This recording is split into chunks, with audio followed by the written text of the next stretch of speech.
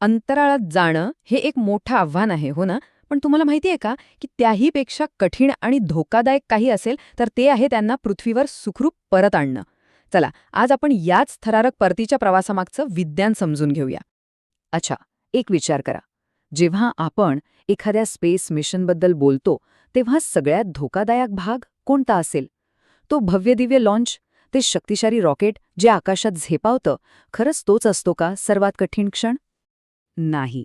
तुम्हाला आश्चर्य वाटेल, पण मिशनमधला सगळ्यात कठीण आणि जीवघेणा टप्पा लॉन्च नाही, तर तो आहे परतीचा प्रवास. म्हणजे पृथ्वीच्या वातावरणात पुन्हा प्रवेश करणं. हा एक असा क्षण आहे जिथे एका छोट्याशा चुकीलाही माफी नसते. याच प्रक्रियेला म्हणतात ॲटमॉस्फिअरिक री एंट्री. आता हे नाव जरा जड वाटेल, पण सोप्या भाषेत सांगायचं तर हे म्हणजे अंतराळयानाचा वेग कंट्रोलमध्ये कमी करणं, त्याला वातावरणाच्या प्रचंड घर्षणातून आणि उष्णतेपासून वाचवणं आणि मग सुरक्षितपणे पृथ्वीवर आणणं. चला, ही प्रक्रिया नेमकी कशी काम करते ते पाहूया.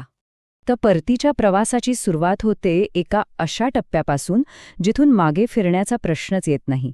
याला म्हणतात पॉइंट ऑफ नो रिटर्न किंवा डिऑर्बिट बर्न. इथे काय होतं की अंतराळयान आपल्या गतीच्या अगदी विरुद्ध दिशेने इंजिन फायर करतं. यामुळे त्याचा वेग साहजिकच कमी होतो आणि मग पृथ्वीची गुरुत्वाकर्षण शक्ती आपलं काम सुरू करते. ती यानाला खाली खेचायला लागते.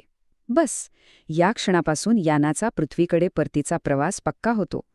आत्ता सुरू होतं खरं आव्हान, जे एखाद्या सुईच्या टोकातून दोरा ओढण्यासारखं आहे. यानाला पृथ्वीच्या वातावरणात एका इतक्या अरुंद आणि अदृश्य मार्गातून प्रवेश करावा लागतो, ज्याला री एंट्री कॉरिडॉर असं म्हणतात. विचार करा, ही म्हणजे आकाशातली एक अदृश्य खिडकी आहे, एक काल्पनिक जागा. पण इथे अचूकता इतकी महत्वाची आहे की काही विचारू नका. थोडं जरी इकडे तिकडे झालं तर परिणाम खूपच भयानक असू शकतात. हे बघा, जर यानाचा अँगल म्हणजे प्रवेशाचा कोन खूपच कमी असेल, तर ते पाण्यात दगड मारल्यावर जसा उसळी घेतो ना, तसं वातावरणावरून उसळी घेऊन परत अंतराळात जाईल. आणि या उलट जर कोन खूपच जास्त तीव्र असेल, तर वातावरणाचं घर्षण इतकं वाढेल की यान अक्षरशः जळून खाक होईल. आणि यानंतर सुरू होतो प्रवासातला सगळ्यात नाट्यमय आणि खरं सांगायचे तर धोकादायक टप्पा.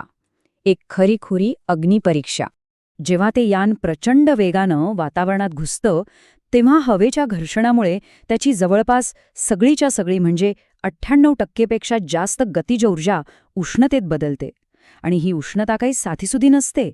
ती इतकी प्रचंड असते की कोणताही धातू सहज वितळून जाईल. मग या भयंकर उष्णतेपासून अंतराळवीरांना वाचवायचं कसं? त्यासाठी असते एक खास ढाल, जिला आपण हीट शील्ड म्हणतो. हिची रचना खूपच हुशारीने केलेली असते. हिचा जो बाहेरचा थर आहे ना, तो मुद्दाम जळण्यासाठी आणि झिजण्यासाठी बनवलेला असतो. तो जळतो आणि उष्णतेला स्वतःसोबत वाहून नेतो. आणि जी काही उष्णता उरते ती आत पोचू नये म्हणून एक खास इन्स्युलेशनचा थर असतो. ह्या आगीच्या आणि प्रकाशाच्या लोळातून जात असताना अचानक सगळीकडे एक विचित्र शांतता पसरते. यालाच म्हणतात प्लाझ्मा ब्लॅकआउट. होतं काय की प्रचंड उष्णतेमुळे यानाच्या आजूबाजूची हवा आयनाइज्ड होते आणि तिचं प्लाझ्मामध्ये रूपांतर होतं. हे प्लाझ्माचं कवच इतकं दाट असतं की ते सगळे रेडिओ सिग्नल अडवून टाकतं. आणि मग काही मिनिटांसाठी यानाचा पृथ्वीवरील कंट्रोल रूमशी संपर्क पूर्णपणे तुटतो. कल्पना करा किती तणावाचा क्षण असेल तो. बरं, प्लाझ्मा ब्लॅकआउटचा तो तणावपूर्ण काळ संपला की यान हळूहळू नियंत्रणात यायला लागतं. आता तो आगीचा गोळा राहिलेला नसतो. त्याचा वेग कमी झालेला असतो आणि तो हळूहळू खाली येऊ लागतो. इथे सेमी बॅलिस्टिक फ्लाईट नावाचं एक भारी तंत्र वापरलं जातं. म्हणजे फक्त एखाद्या दगडासारखं सरळ खाली पडण्याऐवजी कॅप्स्यूलला एका विशिष्ट अँगलमध्ये झुकवलं जातं. यामुळे काय होतं तर त्याला हवेत थोडी लिफ्ट मिळते, जणू काही छोटे पंखच फुटलेत. आणि मग त्याला हवं तसं वळून निश्चित केलेल्या लँडिंगच्या जागेकडे अचूकपणे नेता येतं. आता यान वातावरणाच्या दाट थरातून खाली आलेलं असतं, त्यामुळे त्याचा वेग तसाही खूप कमी झालेला असतो. आणि मग योग्य उंचीवर आल्यावर सुरू होतो पॅराशूटचा खेळ. एका पाठोपाठ एक मोठे पॅराशूट उघडतात. हे पॅराशूट्स यानाचा वेग जवळपास थांबवतात आणि समुद्रात अगदी अलगद सुरक्षितपणे उतरण्यासाठी मदत करतात. तर ही झाली सगळी थिअरी. आता आपण जे काही पाहिलं, जी तत्त्व समजून घेतली, त्यांची प्रत्यक्षात चाचणी कशी केली जाते हे पाहणं इंटरेस्टिंग ठरेल. आणि याचंच एक उत्तम उदाहरण म्हणजे आपला भारताचा गगनयान कार्यक्रम. भारतानं म्हणजे इस्रोनं खूप आधीच म्हणजे 2007 मध्ये एसआरई आणि 2014 मध्ये केअर ह्या प्रयोगांमधून हे रिएंट्री तंत्रज्ञान यशस्वीरित्या तपासलं आहे. या चाचण्यांनी हे सिद्ध केलंय की आपल्याकडेही अंतराळवीरांना सुखरूप परत आणण्याची क्षमता आहे. थोडक्यात सांगायचं तर या जीवघेण्या प्रवासातून वाचण्यासाठी काही गोष्टी अत्यंत महत्त्वाच्या आहेत. 1. रिएंट्री कॉरिडॉरमधून अचूकपणे जाणं. 2. एअरो ब्रेकिंगचा वापर करून वेग कमी करणं. 3. एका जबरदस्त हीट शील्डचं संरक्षण. 4. ह्यानाला योग्य दिशा देण्याची क्षमता.